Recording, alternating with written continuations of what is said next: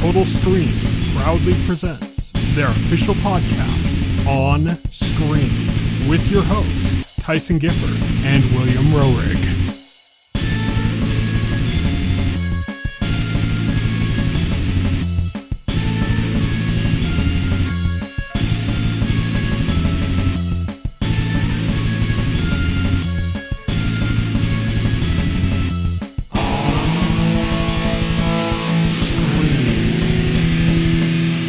Everybody, and welcome to On Screen, the official podcast of the Total Screen. My name is Tyson. My name is Will. And today we are going to be talking about Wonderman, the Disney Plus series, currently also available on Hulu. It's connected to the MCU, but it's a spotlight series, so kind of only loosely connected to the MCU. We also have our On the Horizon segment where we talk about what's coming up in the next week or so, and we have an On Beat segment where we've got 2 news stories and 4 trailers to go over. Let's kick things off with our On the Horizon segment.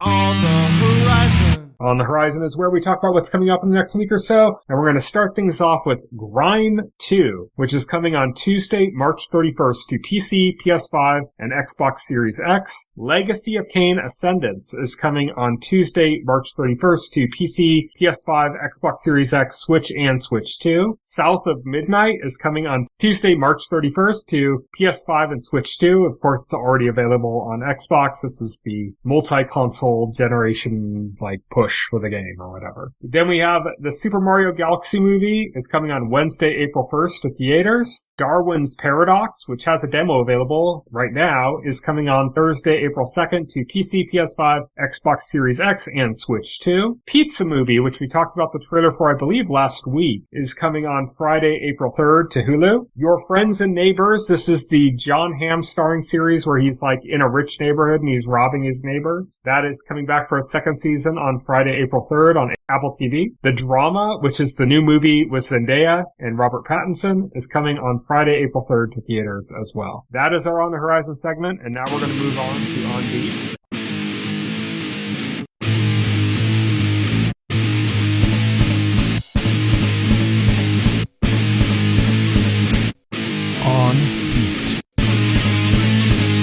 On Beat is our news segment. Our first news story is that a Lord of the Rings movie is being developed by Stephen Colbert and Peter Jackson. Peter Jackson is kind of like the Kevin Feige of all things Lord of the Rings now, apparently. He's kind of oversees right. Everything Lord of the Rings. He did the trilogy, then he did the Hobbit movies, and now he's just kind of helping develop other projects. And they've got that Hunt for Gollum movie that's being done by Gollum himself. His actor's name is... Yeah, they're doing the Hunt for Gollum. This apparently is going to follow that. This is going to be based off of the Fog on the Barrow Downs chapter of Lord of the Rings. So it's going to be a chapter from the book, which I believe was not adapted into the previous films. There's a lot of stuff that wasn't adapted into the films, just because their books are so long. Tom Bombadil is a famous example of somebody that was a huge part of the book was not in the movies. Which, apparently in the book they meet Tom Bombadil at the end of this chapter, so maybe he'll show up in the film. Perhaps. We'll see. Perhaps. But this is it's from the first book. It's a number of chapters from the first book that were cut. Yeah. So it's interesting because Warner Bros. Is going in and adapting these cut chapters as cut content into new movies because their license for the Lord of the Rings IP is very limited. They don't have the content that, say, Amazon is able to adapt, with their series. So this is kind of like Warner Brothers wanting to make more content with the IP and just kind of looking at the material they have and saying, oh, what can we piece out of this to make more films? Yeah. And then they just keep Peter Jackson in charge of it all. It's kind of like a sign for the fans to cool off. Right. Yeah, exactly. But what's interesting about this is that Stephen Colbert, the talk show host that's developing this, if you know even the mildest bit of trivia about Stephen Colbert, he's a massive Tolkien nerd. Yes. So this totally makes sense. If anybody's going to do this justice, it'll be him. Yeah, exactly. But yeah, that is our first news story. Our second news story is still in the realm of fantasy, but Wheel of Time is getting an animated series,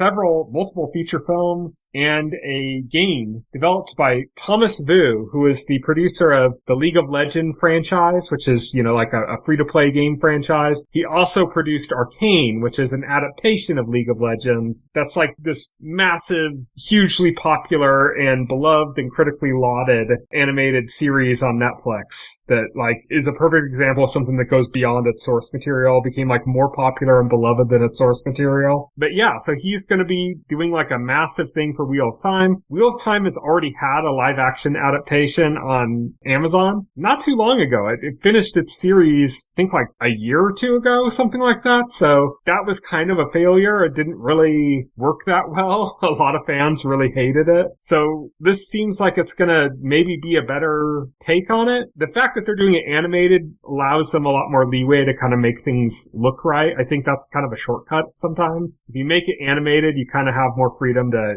do weirder, more wild looking things and not have it look ridiculous. So I think that's going to play in its favor. But the big thing here is that it's this massive multimedia deal where it's covering a TV series, films, and games, and it's all being headed up by the guy behind League of Legends. Yeah, which is that's really interesting by itself, yeah. Which means that the games are going to be very predatory, and the TV series will probably be really good. Yep, probably. Yeah. But that's it for our regular news stories, and now we got trailers. So our first trailer we're going to be talking about is Balls Up. This is starring Paul Walter Hauser and Marky Mark. Which is interesting pairing. Paul Walter This is an Hauser. Amazon movie, so it falls in line of the Amazon trend of let's make a comedic action movie where we pair up two people. They did that with Heads of State with John Cena and Idris Elba, and then they just did that with the one with Dave Bautista and Jason Momoa. And so this is their next one in that unofficial franchise, I guess you could say. Paul Walter Hauser has been having quite the career. Yeah. He's just showing up in everything recently. I smile every time he gets work. Yes. He's in this with Marky Mark. It was just announced that he's going to be a recurring cast member in the upcoming live-action Scooby-Doo Netflix series, which is by, the producer of all those Arrowverse shows, Greg Berlanti. Yeah. He's going to be in that now. He's been in a lot of things in recent years. He's kind of He was in Fantastic Four last year. Yep, he was in Fantastic Four. He was the Mole Man. He's in that movie with Cobra Kai too, and he was in some movie about a game show with Walton Goggins. Yeah, he's doing 5-6 movies a year, I think. Yeah, he is. He's gonna be one of those guys. He's a comedian. He's definitely more of a character actor. Mm-hmm. He's definitely becoming one of those guys where you're gonna be be able to say, "Oh, it's that guy." Yeah. Yeah. Except he blew up pretty early in his career. A lot of times, people like that, they're silently doing shit for 30 years, and then all of a sudden people notice who they are, Oh yeah. But he blew up with probably a Cobra Kai. I'm gonna say. According to Wikipedia, his first acting credit was in 2010, or IMDb. I'm sorry, not Wikipedia. Mm-hmm. I think he joined Cobra Kai in season 2. Yeah, that was a while ago. What was 2019 was Cobra Kai season 2, and that's, I think, when he joined. Yep, so 2019, and so he was in an episode of Community, apparently. It wouldn't surprise me. He's that type of actor. Oh, he was in I, Tonya, 2017. Yeah, also kind of doesn't surprise me. So he worked with Margot stuff, but he also does some Oscar movies. He worked with Margot Robbie before he was on Cobra Kai. So yeah, the dude has had quite the career so far. Yeah, I just mean with Cobra Kai, I think that's when people actually knew his name after that. Right, yeah. That's because that happens a lot of times. You look at people actors like Steve Buscemi, for example. Almost everybody knows who Steve Buscemi is now by name. But for 20 years or something, he was just that guy, And then he became Steve Buscemi. Everybody then suddenly knew who he was. Another example I brought up earlier is Walton Goggins. He was another example where he just did a lot of stuff and you knew who he was. You knew him by the characters he played. You didn't really know who he was. Yeah, I didn't really know Walton Goggins until I started watching justified. Yeah, yeah. But he'd been doing stuff for like 15, 20 years before that, Right, yeah, exactly. And it's one of those things where it's like you go back and watch stuff, like old stuff, and it's like, oh, that's Walton Goggins. You have that kind of experience. And I think that Paul Walter Hauser had that kind of early, and I think Cobra Kai is what really blew him up, just because Stingray was such like a fun, ridiculous character that he immediately popped off the screen and people recognized who he was, Right. And since then, he's been in the lead in a Oscar-nominated Clint Eastwood directed movie. He's just done a wild stuff. He hasn't just taken comedy roles. He even did a stint wrestling. After he blew up, he did a stint for I think AEW wrestling or something. It's weird. But that also fits into the whole trend of these movies, which balls up is I was saying about how Amazon keeps greenlighting movies where it's a buddy action comedy, and one of the people that's in that buddy group is always a wrestler. And I guess Paul Walter Hauser counts as the wrestler because he actually did a stint wrestling with AEW. Right. And I was just thinking, he's the wrestler. And I was just thinking along the lines of those people that are in a lot of things that you see but you don't know. Jonathan Banks, he had been getting steady work since the early 80s, but nobody knew who he was. We rewatched Gremlins, and it was fun seeing him. Yeah, he was in Gremlins. I was like, oh shit. That's yeah, you didn't know who he was until freaking Breaking Bad. You know? Yeah.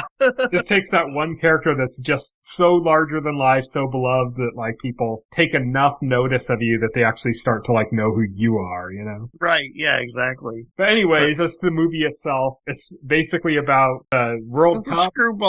It's a screwball comedy where they go to the World Cup and then something happens. They end up inadvertently messing up the game, and they're in Spain. So the implication is because of their antics, Spain loses the World Cup, and now the entire country wants to kill them. Yeah. We even got Borat in this movie. Yeah, we even got Borat. Yeah, Sacha Baron Cohen.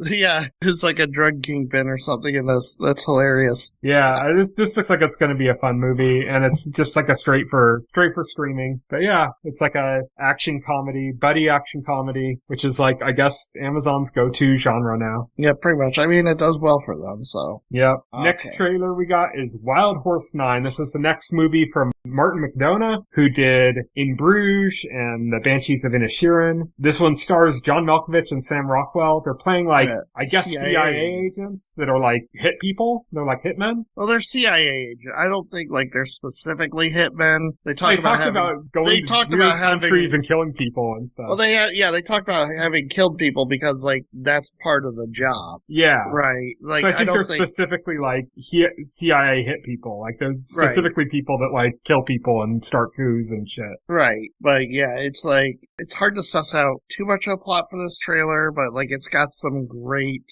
scenes of dialogue between Sam Rockwell and John Malkovich who are together. Steve Buscemi plays their boss, apparently. Yeah. Steve Buscemi plays their boss. That's a great trio of actors right there. That's a fantastic because I think all three of those actors are fantastic. I saw this trailer, it has the wit, the dialogue. I'm you know what? I'm all in for this. This looks fantastic. Yeah. You should check out a Martin McDonagh movie. They're I'm kind of pretty sure I've the seen same kind of before. Yeah. Banshees of Inisherin is really good. It's super dark. It's it's still a comedy, but it's super, super dark. Oh, okay. That's kind of what he's known for, is making really kind of witty but dark comedies. Yeah, this looks like this is also going to be a dark comedy. Yeah. Next up, we got the debut trailer for the live-action Moana, featuring the Disney's quest to make a live-action version of every animated movie they've ever made continues. Why haven't they done a live-action Fantasia? That'll happen. I don't know. They're trying to find a real-life Mickey Mouse, I guess. Hey, they did the fucking Lion King live-action in quotation marks because it's a completely animated movie, but it falls into their live-action category since they made it all look photoreal, Right. Yeah. Who knows? That one was kind of silly, but yeah, this movie looks really bad. Featuring a nippleless The Rock. Yes. Yeah, they have this big fucking shirtless topless Rock, and he has no nipples, which is the stupidest thing ever. Yeah. Which is I get you're trying to sell this to kids, but male nipples aren't gonna scar kids' fucking heads. It's just dumb. Yeah. It's so weird. I mean, mean, they're trying really hard to keep The Rock involved in this because he was the voice of the same character in the animated movie. Yeah, the animated, yeah. And he's still a big guy. Looks, I don't know why they gave him this fake-ass looking bodysuit. He's still a big guy. Yeah, he's still a big, Does he need, the bodysuit? I don't understand. Yeah. Can't they just, CG it? Or just not, because he's a big guy. Yeah, exactly. It's just weird. He looks stupid. A lot of people, point out, he has, fucking a Weird Al, haircut. Yeah. Some people, including Weird Al, have, already joked about it. I think, Weird Al posted the picture and said, I appreciate it, but we're not taking casting calls for Weird the Al Yankovic Story Part 2. It just looks bad. It looks cheesy in the way, all these live-action Disney remakes look. It's just, I haven't seen one yet that convinced me, oh, yeah, this is definitely something to watch instead of, the original animated film. I don't know, but, I mean, these movies are obviously making Disney money because they keep making them, and it's okay. Yeah, and Moana's pretty recent to be already having this, but I mean, I say pretty recent, it's over 10 years old. They're bringing out movies to mind. They did all the classics, basically. The only one they haven't done is, Pocahontas. They haven't done Fantasia. I think they can't do Pocahontas. It's a new day. You can't, glorify the white man, helping the Indians kind of story, you know? Yeah, that's problematic, because they already did all the other big hits from that. They did The Lion King, they did Aladdin, they did Beauty and the Beast. Yeah, Frozen's The Little Mermaid. That's coming at some point. Oh, they're 100% doing Frozen. We're gonna see Josh Gad with, as a snowman with no nipples. They've already did, their classics. They did Snow White, they did Peter Pan, Pinocchio, Dumbo. Unfortunately, the 70s and the 80s. Dumbo, the movie that made Tim Burton split with the company forever. 70s and 80s for Disney were a lost ages period for their animation department. There's a lot in the early 90s though. The 70s, they got really into just doing live action films, and kind of didn't do so much animation. And they started doing animation more in the 80s, but the Renaissance was the 90s. For 2D animation, it would be the early 90s where you'd have Beauty and the Beast. And I think it started with the Renaissance started with The Little Mermaid in around 89. Yeah. And then of course you had in the late 90s it switched over to the 3D with Toy Story and stuff, which they're also going to be for sure doing, Which Toy Story is Pixar, which I count Pixar separately from Walt Disney Studios, because there's the Walt Disney Studios films and then the Disney Pixar films. But yeah. I don't know. I think we're going to see a live action Toy Story. Oh no, we 100% will at some point. And then the last trailer we got was for The Furious. This is a cross-section of all Asian cinema. It's a Hong Kong studio movie with a Japanese director and stunt team, a cast that goes from China to Thailand to Indonesia, including heavy hitters from The Raid, for example, from the Indonesian side of things. Oh yeah, I saw one dude in a trailer who's a very popular guy from The Raid. I don't know his name for the life of me, but I saw the dude with the long hair who was in Boy Kills World. Yeah. Oh yeah. I saw him. I was oh yeah, that dude was in both the Raid movies. He was oh yeah, I recognize that guy. Yeah, and I remember when he showed up in, I think it was the third John Wick movie. Yeah. Him and the other Raid guys all kind of showed up in the third John Wick movie. They fought Keanu Reeves. But yeah, that's The Furious. It looks amazing. The action just looks spectacular. It just looks brutal and nasty and. Oh yeah, it looks mean. It looks like a mean movie. I was oh, this is gonna be something. Yeah, it looks really cool. But so that trailer's out, and that ends our On Beat segment. And now we're going to move on to our final segment, full spoilers.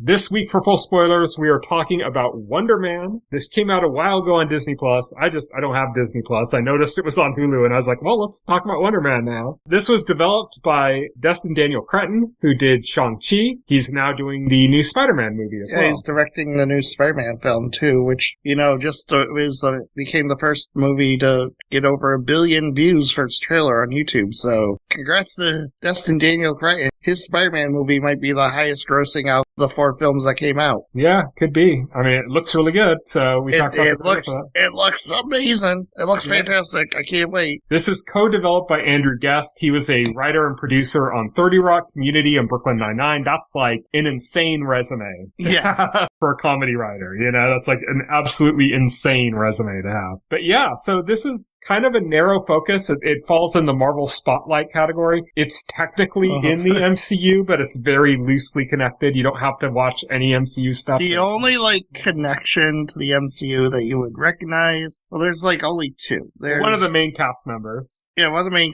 cast members is Trevor Slattery, who, if you are familiar with the MCU, you might remember from Iron Man 3. You might also remember from the aforementioned Destin Daniel Cretton, Shang-Chi. Like, Cretton brought Ben Kingsley back for that film, which makes sense because his whole thing was he was pretending to be the Mandarin. I love that one of Destin Daniel Cretton's first, like, regular actors is fucking Ben Kingsley. Right, yeah.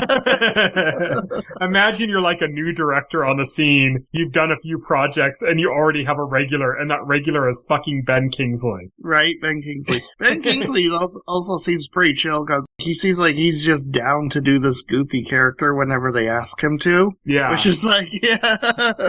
It's a great character. Yeah, it is a great character, especially in this series. The heart of the series really is like the relationship between Simon Williams and Trevor Slattery. We find out like Simon Williams is kind of like a guy who doesn't have any real friends or relationships. We open the series with like his girlfriend leaving him. So like he pretty much like has nobody in his life until he meets Trevor. He's like an actor that's habitually out of work. Yeah. Very, very into acting. Like very, very into acting. To the point where he's like overly in his head. Yeah, he's very passionate about it, but he's also like very insecure and not very confident. So like he self-sabotages because he's too in his own head about it. Right, yeah, because he's insecure. Yeah. Because we see at the beginning, because he has like this role on like American Horror Story, and we don't get the sense of the entirety of the role, but like he's like a side character who is... He's like a day player, yeah. He's a day player who's supposed to be, getting killed off, and he gets fired because he is like obnoxiously so second-guessing the script and second-guessing his role and saying, like, oh, shouldn't I be like this? Or should my character or my relationship with it? And it's like everybody else around him, including the scriptwriter, is basically trying to be nice to him, trying to accommodate him, but the basic vibe is like, just read the lines we put on the script and follow our directions. That's all we really want you to do. And he can't do that. Yeah. So he gets fired. He's too into his own head, and he gets fired, and then that's kind of where the series starts us on. We soon learn he's got powers. This is a Marvel show. I don't want to go over like the plot or anything. I just want to go over my thoughts on the show. I just want to like set the baseline of where we are. Yeah, he has powers, and there's this whole thing about, which really doesn't like really come into play. Like there's this whole thing about like people with superpowers are banned from film sets or banned, and he's like worried if anybody discovers that he won't be able to get the starring role in Wonderman, which is the movie he's going for. A movie that he was obsessed with when he was a child. I think largely because he watched it with his father, and it was like an important seminal moment in his childhood. Yes. It was like this great moment he had with his father. We don't really like learn anything about their relationship, unfortunately. We just know his father's dead. We know he meant a lot to him. His father's gone. He has a bad relationship with his brother. He still has a good relationship with his mom. He doesn't seem to have like any close relationship with anybody else in his family except for his mom. But his relationship with his brother, a lot of it is because he has powers and because like of how that's disrupted their lives. Right. Yeah, exactly. Yeah. And so like there's all, you see where his insecurities come from. You don't get the sense like he had a good relationship with his father, but yeah, seeing Wonderman, the movie, is like, that's like one of his core memories of like, just having a good time with his father, who is as a present day deceased. Who encouraged him to become an actor and stuff. Who encouraged him to become an actor, yeah. So that's core to his character. Trevor is, I mean, if you've watched Iron Man 3, if you watched watched Shang-Chi. You've met Trevor already. The fake Mandarin. You know his history as the Mandarin, air quotes. Mm-hmm. That comes into play here because he is recruited by another reoccurring MCU. P. Cleary. Yep. From the Department of Damage Control. Who you've seen in Miss Marvel and also in Spider-Man No Way Home. Yes. Yeah. He's a character that his introduction was in Ms. Marvel. Neither of us were too fond of his entire storyline in that series. I'm going to be honest here. He doesn't have like a very good storyline or arc in this either. He's not distracting in this like he was. He's not No, he's not taking over the plot or anything, but it's like also he actively played to the downfall of Ms. Marvel, you know? Yeah. His character and the storyline of his character. Oh, that was so series. bad. Yeah, no, it's restrained here. He's a part of it, but like I also got the sense that like they could have written him out. They could have written Damage Control out of it and it wouldn't have changed much about the series at all. Yeah. So it's kind of like, you know, like it would have been nice if they took the opportunity to do more with this character. They'd give him more depth. Well, this is a perfect time to bring up that a season 2 has been announced for this. Yes. So there's a possibility. But so here is what I loved about the show and what really made it work was the relationship between Simon Williams and Trevor Slattery and the performances between Yahya Abdul-Mateen. If I'm pronouncing that correctly, I'm sorry. The second is all you have to add. The second. Trevor Slattery,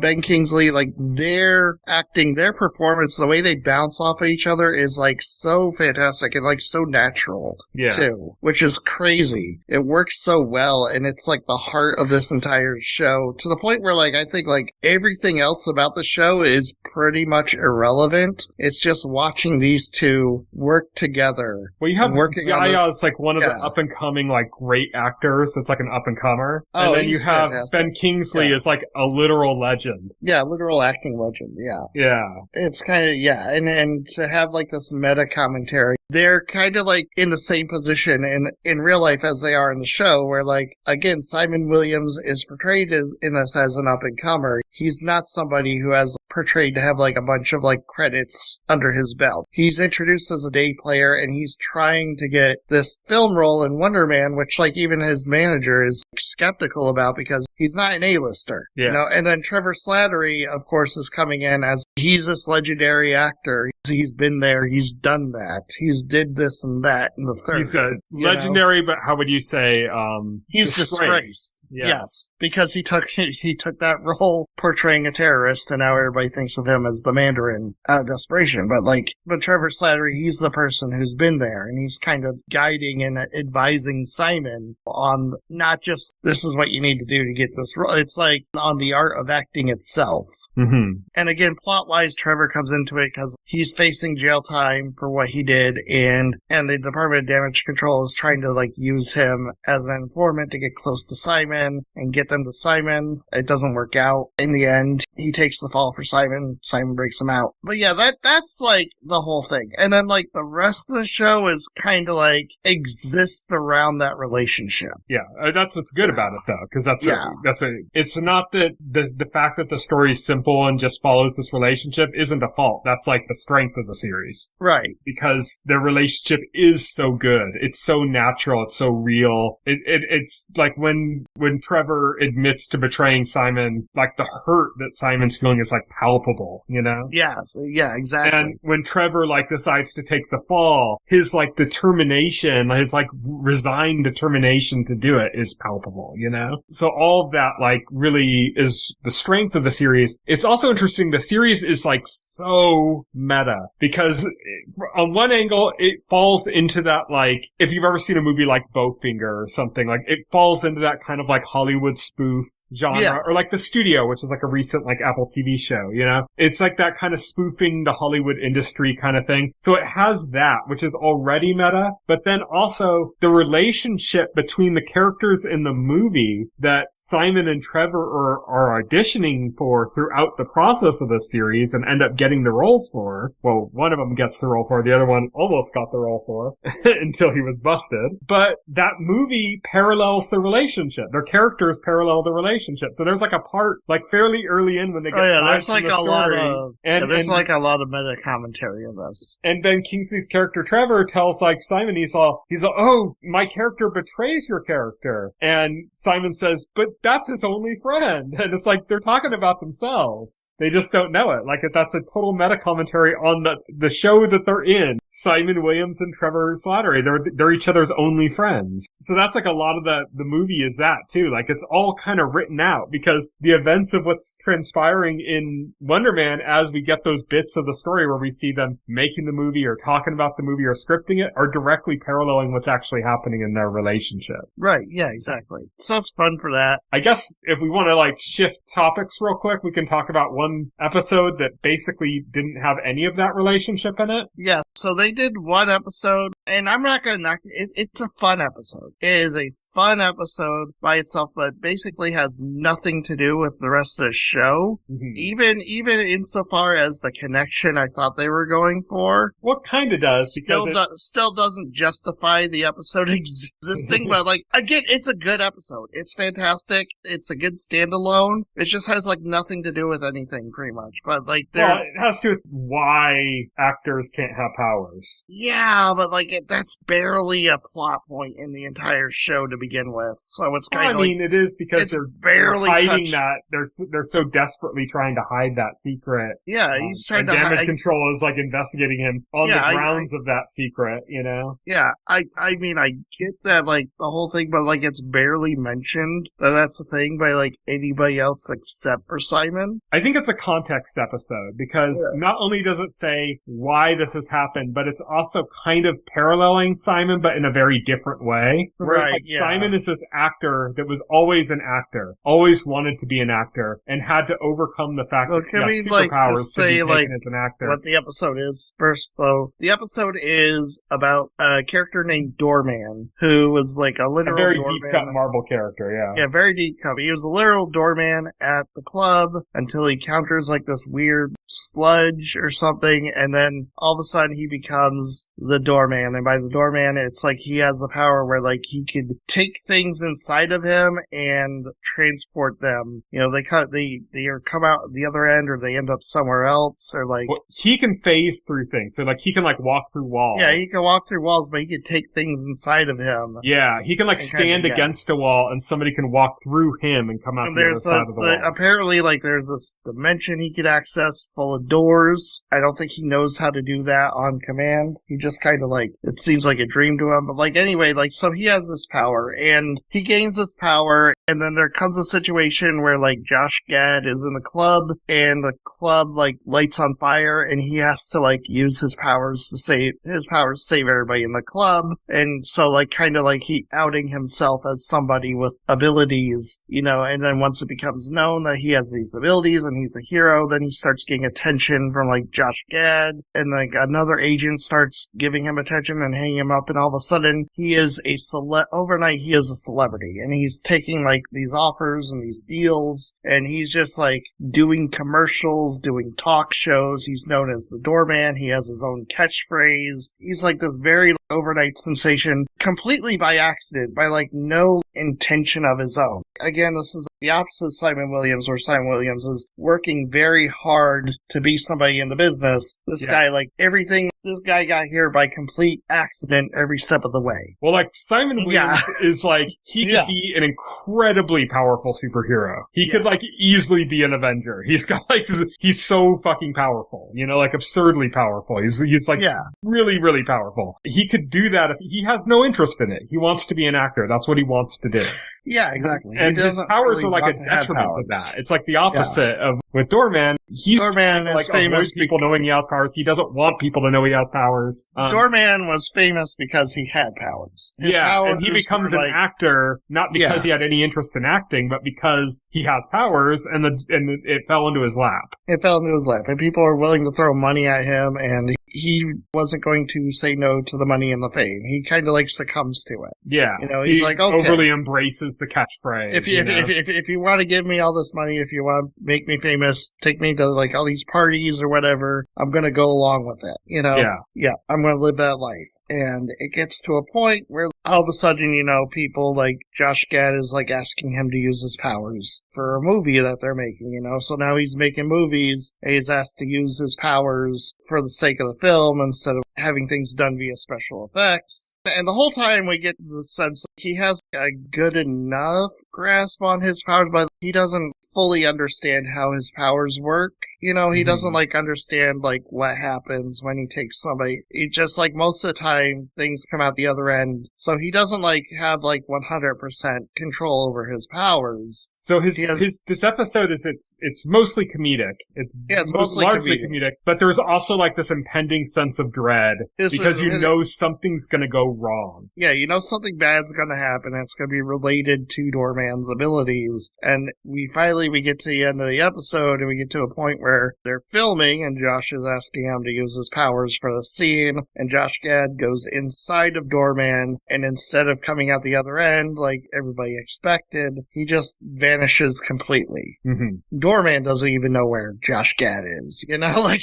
he doesn't know what happened. Nobody knows what happened. We get a news report that's like months later and he's still gone. He's still gone. He's in whatever pocket dimension Doorman creates inside of himself. Yeah. So Josh Gad in the MCU is just gone. Yeah. Josh Gad played Josh Gad. Like an obnoxious version of him too. Like he goes to a club and he's like DJing Frozen music. Yeah, he's DJing Frozen music, which was hilarious. I thought that was funny. But yeah, and so because Josh Gad went missing because Doorman was using his powers, there's now this rule that there are no superpowers on film sets because they don't want any more missing Josh Gads. Understandably so. Yeah. Do you know what I found interesting about this whole part? Not just this episode, but that whole like underlying sense of like fear of powers and stuff. Is it really to me feels like Marvel is laying the groundwork for mutants. Yeah. And I don't mean because of the powers or something. I'm not saying like, that they're going to say also that's like kind of like Wonderman is a mutant or anything. No. That's not what I'm saying at all. What I'm saying is they're laying the idea of people starting to fear people with powers. Like, this is kind of different for Marvel, too, like, this approach, because Marvel usually doesn't depict superpowers as things going wrong or, like,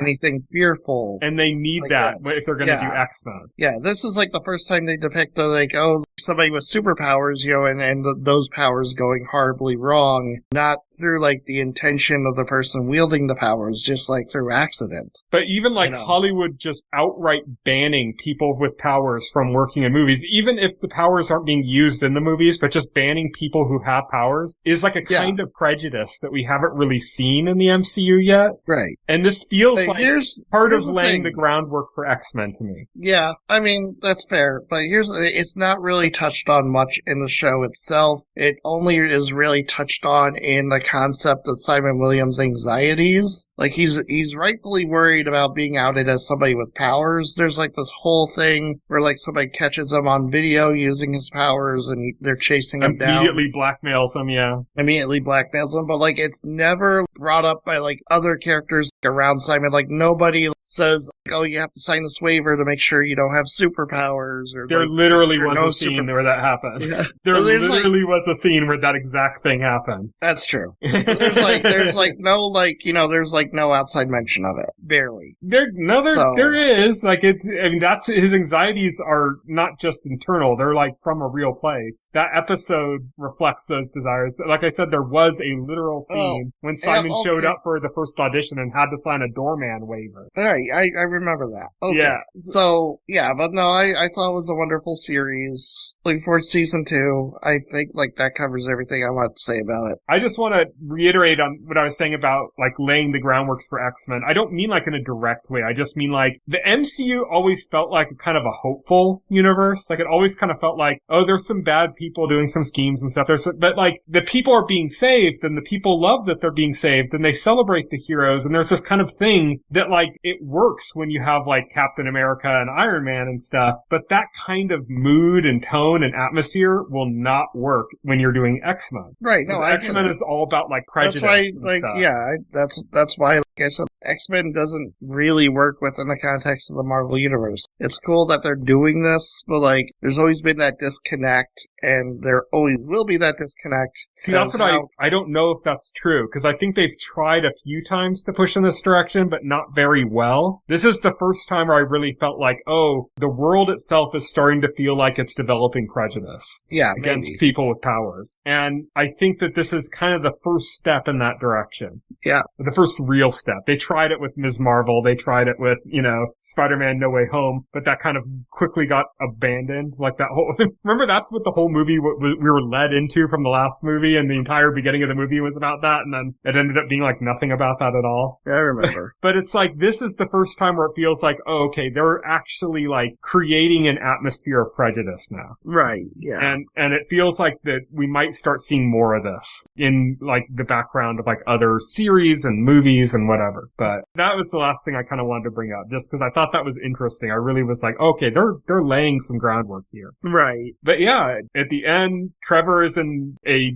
Department of Damage Control, like heavily secure facility, and Trevor wanders into it pretending to be like an actor who is ghosting, or playing himself, but as an actor who's ghosting somebody who works at the prison as research for a role, and then just like strolls in, uses all of his powers in ways we haven't seen him use them yet, like taking out cameras and stuff, and then just takes off like it's nothing with Trevor, and that's where we're ending. So it's like, okay, where's season 2 going from here? Because it's going to be pretty easy to kind of figure out. I mean, I guess he took out the cameras before he walked by them. He was careful about telling people not to say anything about him. Damage Control for sure knows he has powers. They just can't prove it, It's interesting to think about where they're going to go with season 2. At the core, it should still be about the relationship between Trevor and Simon. Oh yeah, there is no season 2 without that relationship. So yeah, should definitely be about that. But that is it for Wonderman. Next week, we don't have a real set topic, so what we're going to be doing is kind of catching up on stuff that we've been doing that we haven't talked about on this show that much. Will's going to be talking a little bit about RE9, Requiem. I'm going to be talking about Octopath Traveler 0 and some movies I've watched. We're just going to kind of be catching up on things that we've been doing unrelated to topics we've already discussed on the show. So that is our topic next week. Stay tuned for that. Until then, thank you everybody for listening. You can follow me on Twitter and Blue Sky. I'm at Tyson Gifford. You can follow Will on both those platforms. He is at Hero. You can check out our website, thetotalscreen.blogspot.com. If you go to our website and open up a container store for any of our podcast episodes and scroll down to the bottom paragraph, you'll find all the relevant links to our SoundCloud page, our RSS feed, all that stuff's there. So check that out. You can also subscribe to this podcast to your favorite podcast client of choice, like Apple Podcasts or Pocket Casts, and the entire backlog of this podcast, as well as additional content, is available on our YouTube channel, so check that out as well. Thank you everybody for listening. Good night. Good night. Thank you for listening to the OnScreen podcast, the official podcast of The Total Screen. Visit our website at thetotalscreen.com. This podcast can be found on any major podcast client, including Pocket Cast and Apple Podcast. The entire backlog of this podcast and other content can be found on our YouTube channel.